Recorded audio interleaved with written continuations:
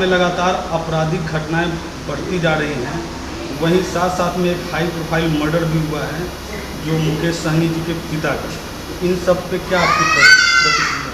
देखिए, ये बात सही है कि पिछले कुछ दिनों से बिहार में अपराध बढ़ा है, और जहाँ तक वीआईपी सुप्रीमो मुकेश सहनी जी के पिता का नृशंस हत्या का मामला है, ये बेहद दुखद एवं दुर्भाग्यपूर्ण है, और ये कायरतापूर्ण कार्रवाई अपराधियों ने किया।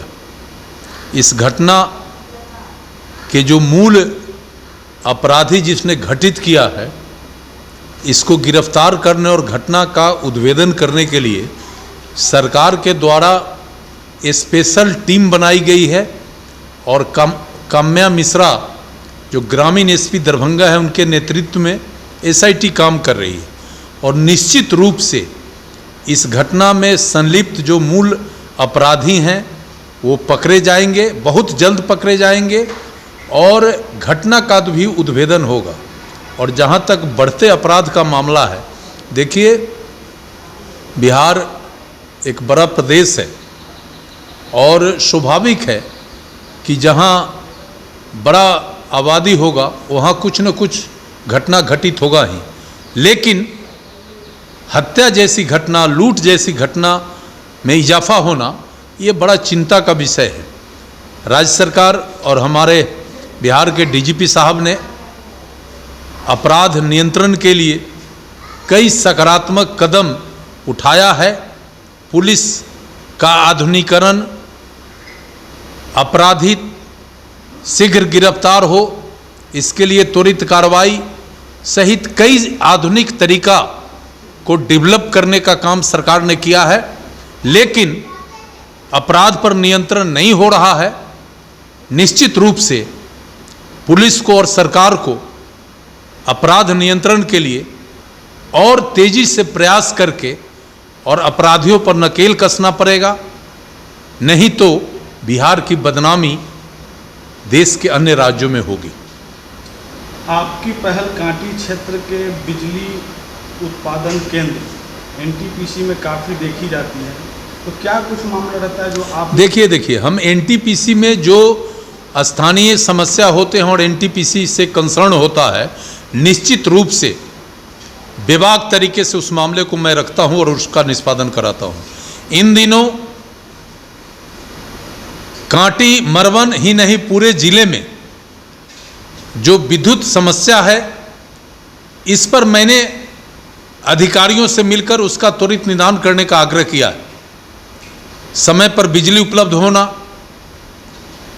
बिजली विपत्र का निष्पादन होना, और लोगों को कार्यालय के चक्कर लगाने के बजाय जो बिजली विभाग के अधिकारी हैं जिन्हें सरकार के द्वारा तनख्वाह देकर सही ढंग से बिजली उपलब्ध कराने का जिम्मेदारी दिया गया है, उनको हर एक उपभोक्ता की समस्याओं से जुड़कर और उनको दूर करना ये मुख्य एजेंडा था। आज स्थिति है कि थोड़ा बारिश होती है, 33 के भी ये लाइन ब्रेक डाउन हो जाता है, 11 के भी ये लाइन ब्रेक डाउन हो जाता है, 24 घंटे 48 घंटे तक लाइन ब्रेक डाउन रहता है और उपभोक्ता परेशान रहते हैं। आज के युग में एक क्षण भी कोई व्यक्ति बिना बिजली का नहीं रह सकता। ऐसे में विभाग को और त्वरित गति से सरकार के मंशा के अनुरूप काम करना चाहिए। चूँकि भारत सरकार ने बिहार के हर एक विद्युत उपभोक्ता को समय पर बिजली उपलब्ध हो, इसके लिए न केवल राशि उपलब्ध कराया है बल्कि हर स्तर का सपोर्ट राज्य सरकार को दिया है। इसलिए हमारा भाजपा के कार्यकर्ता होने के नाते भी मैं समझता हूं कि हमारे प्रधानमंत्री आदरणीय नरेंद्र मोदी और केंद्र सरकार, राज्य सरकार निश्चित रूप से जो सुविधा उपभोक्ता को मिलना चाहिए ससमय उपलब्ध करावे, इसके लिए मैं व्यक्तिगत स्तर से भी पहल करते रहता हूँ।